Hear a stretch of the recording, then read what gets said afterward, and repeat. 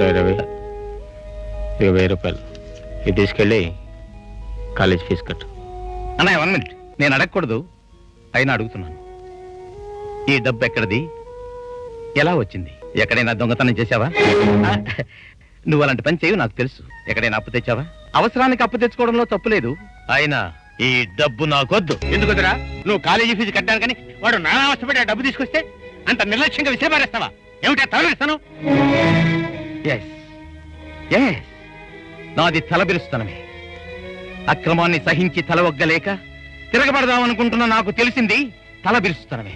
ఇక్కడ నిలబడ్డ ఈ మనిషి మీ కడుపున పుట్టినవాడు కాబట్టి ఈయన విలువేంటో మీకర్థం కాకపోవచ్చు, కానీ అన్నయ్య ఔన్నత్యం ఏమిటో నాకు బాగా తెలుసు. మొత్తం భారతదేశంలో ప్రథముడుగా ఎంఏలో గోల్డ్ మెడల్ తీసుకున్న విజ్ఞాని, చరిత్ర పుటల్ని కింద నుంచి పైకి తిరగేసిన మహాజ్ఞాని, అసలు రూపాయి అంటే ఏమిటో తెలియజెప్పే